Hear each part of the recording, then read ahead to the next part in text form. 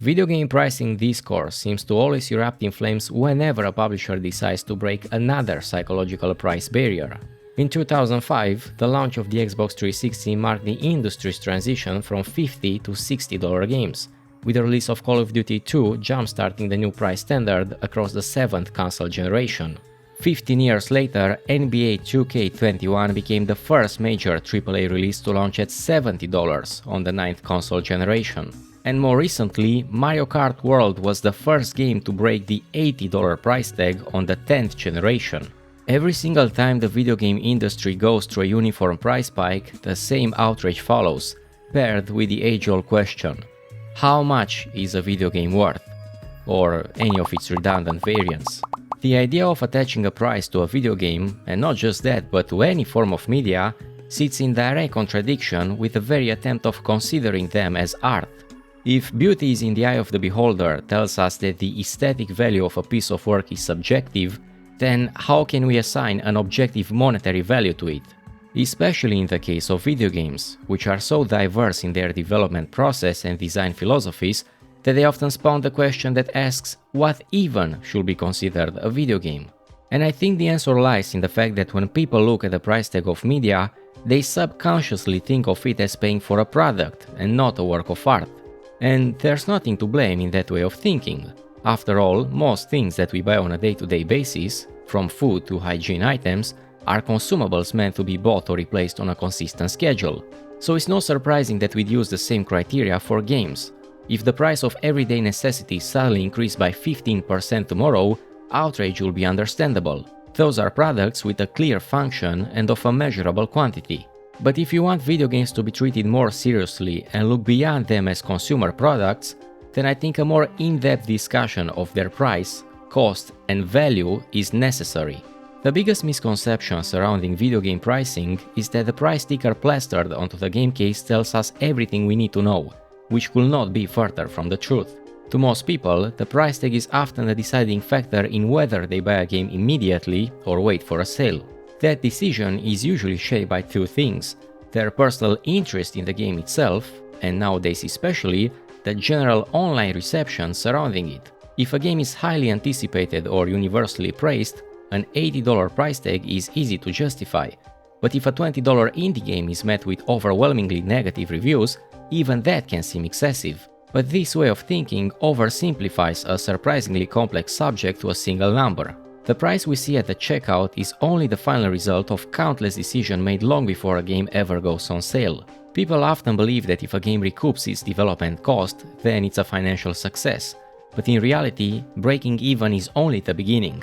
Beyond salaries, software, equipment, and outsourcing, publishers must also pay for marketing, distribution, and platform fees before seeing any profit. A game that nobody knows exists won't sell, so every copy sold, whether physical or digital, comes with additional costs, meaning the publisher never receives the full retail price. Then there's the simple reality that the video game industry is one with unusually long development cycles and enormous upfront costs. A project can spend 5 to 10 years in development before selling a single copy, only to fail commercially within weeks of release. Successful games therefore have to do more than simply recover what was spent making them. They often need to compensate for less successful projects, provide enough financial stability to keep the studio afloat for years, and generate the capital required to begin development on whatever comes next. While indie developers generally operate on smaller budgets and with fewer employees, they're often risking something much more personal: years of unpaid work in the case of solo developers, and sometimes the future of the entire studio.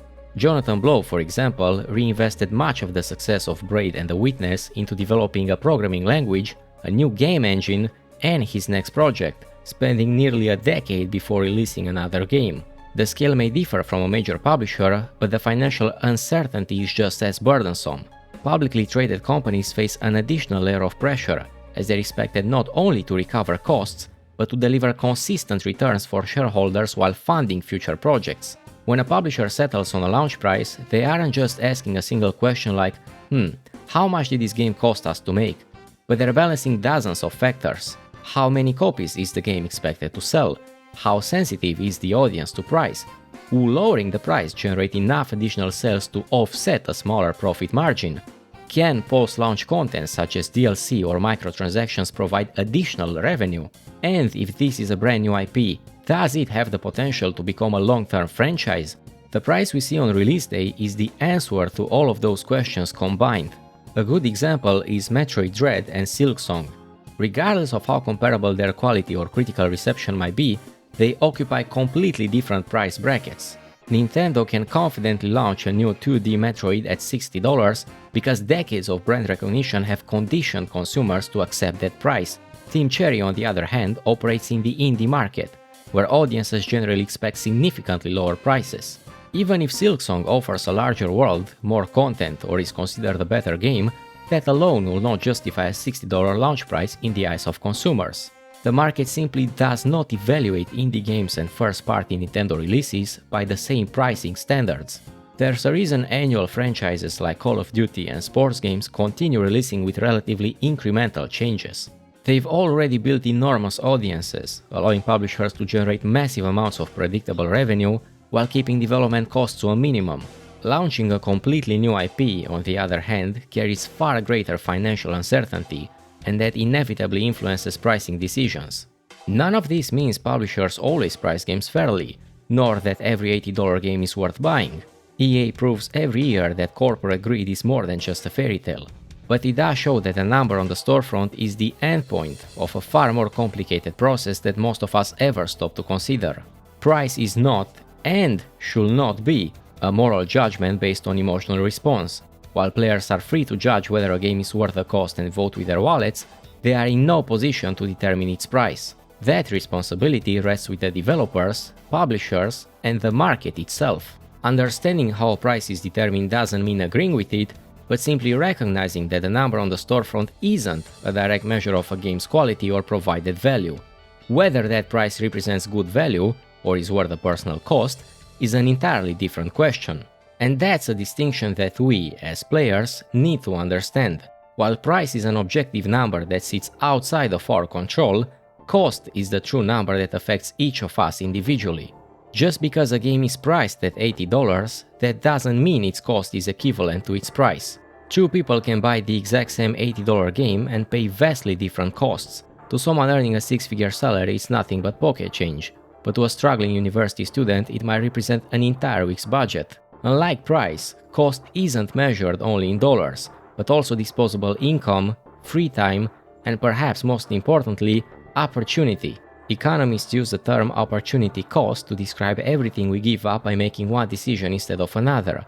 Buying a new AAA game usually means choosing not to buy something else, like multiple indie games, several months of Game Pass, a concert ticket, new hardware, or simply money left in a savings account. None of those choices are objectively better because their worth depends entirely on the individual making them. Time follows the exact same opportunity cost, since money isn't the only currency we spend on video games. A parent with only a few free hours each weekend may see a 12-hour story-driven game as the perfect length, while a student on summer break might prefer a JRPG that provides hundreds of hours of playtime.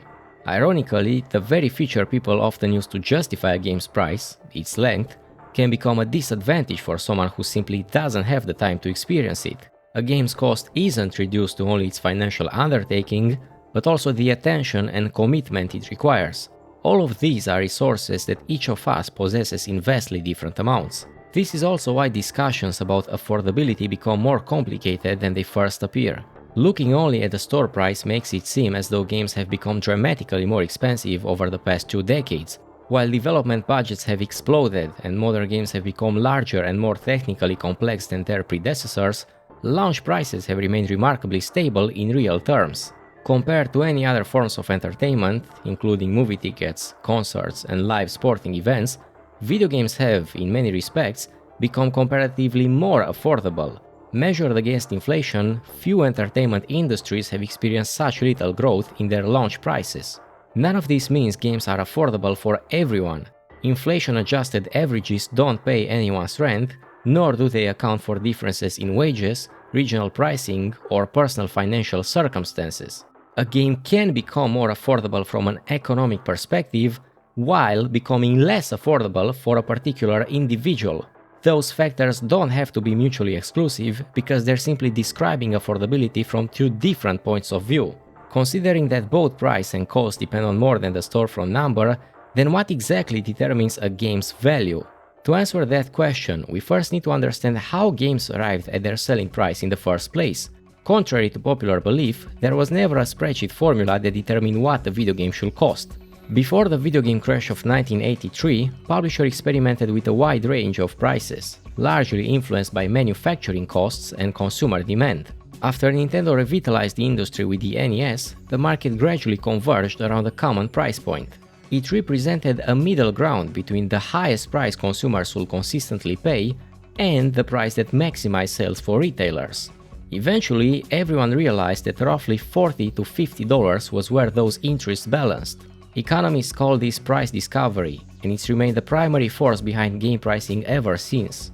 New distribution models, from CDs to digital storefronts, and monetization practices such as DLC, microtransactions, and live service games have changed how publishers recover their costs, but not the underlying principle. A game's price has always been determined by the market, not by its value. That distinction has inspired countless spreadsheet-driven attempts to measure a game's worth. Yet they all share the same flaw. They rely on subjective and arbitrary criteria that mistake measurable characteristics for value itself. Take price per hour, for example. It's one of the most common arguments online because it's easy to compare to something like a movie ticket. But quantity and quality are not interchangeable. A 200-hour Ubisoft checklist game isn't automatically 20 times more valuable than a tightly paced 10-hour linear experience. The same applies to production budget. As we've already established, the amount of money spent making a game says nothing about its inherent value. A $400 million project isn't intrinsically more valuable than a game funded through a $20,000 Kickstarter campaign. Likewise, infinite replayability is something that's weighted differently from person to person. As discussed in the cost section, it can lower the personal value of a game based on whether that person values novelty or price per hour. The simplest proof of this is our own preferences. If someone handed me a copy of the latest Call of Duty for free, I'd probably never play it, because to me its value is effectively zero. Yet, if a 2-hour game like Sayonara Wild Hearts had launched at $40 instead of its original $13, I still would have considered it money well spent. That has nothing to do with its length or production budget, but because it's an experience that stayed with me for years. The same mistake is made when people look beyond the game itself and appeal to critical reception. How often in the online discourse are review scores treated as an appeal to authority when judging a game's value? Coupled with the herd mentality that so many people latch onto, the general public seems to mistake consensus for value. Does a 97 on Metacritic make a game inherently more valuable than a 95? If a popular streamer spends an hour calling a game trash, does that somehow make it less valuable to you?